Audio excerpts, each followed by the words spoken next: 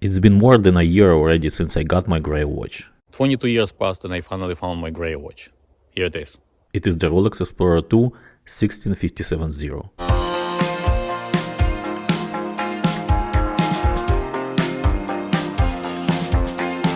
It is one of my favorite watches and one of my favorite Rolexes.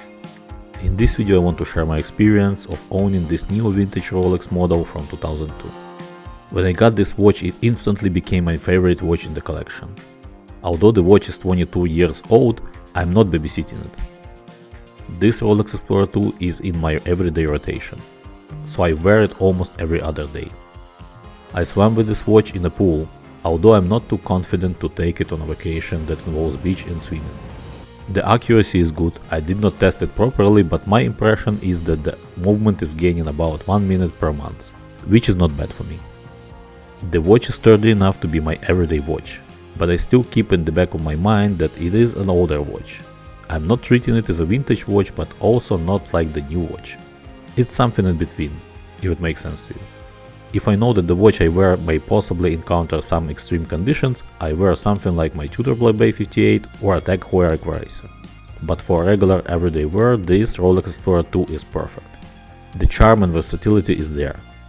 For some people, the Rolex Explorer II with the black dial is a more versatile model, but I find the opposite. To my surprise, the white dial makes it a great everyday driver. I think this watch can be worn on many possible occasions. It is obviously a sports watch, but I find it works very well for me with the smart casual and even dress attire. It is not super recognizable and not in your face Rolex.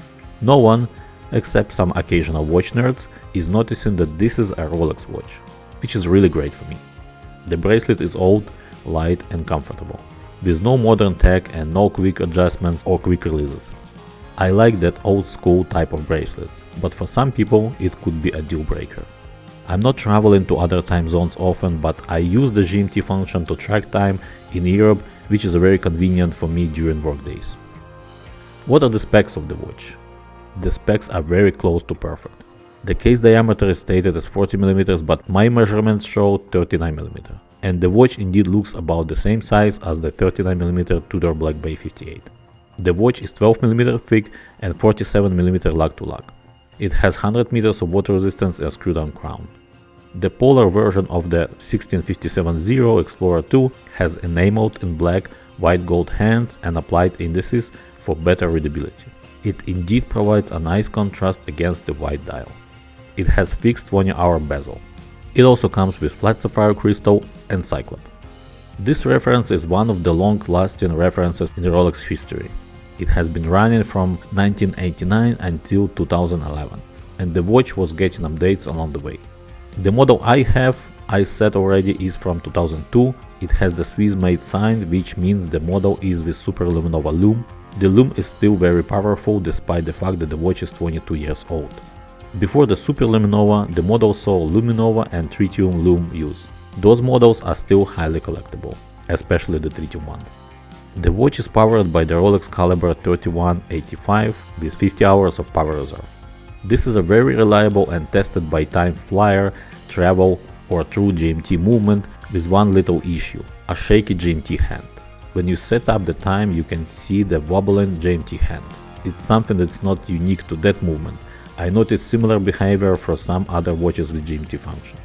2000 and 2003 was a transitional period when the model was getting rid of drilled lugs and the bracelet was getting solid end links. My watch case is the updated one with no drilled holes. It looks like the most people prefer the drilled lug case, and I can see why. Rolex bracelets are not easy to remove and drilled lugs make the job much easier. I didn't intend to wear this watch on straps, so not a removable bracelet works for me. It's been a little bit more than a year already, and so far I'm very happy with my Grail Rolex. It is very wearable, comfortable and works great with my lifestyle. It is one of the best watches out there for me to be a one-watch collection watch. Thank you for watching. If you liked the video, give it a thumbs up. Don't forget to subscribe. I will see you next time. Bye now and take care.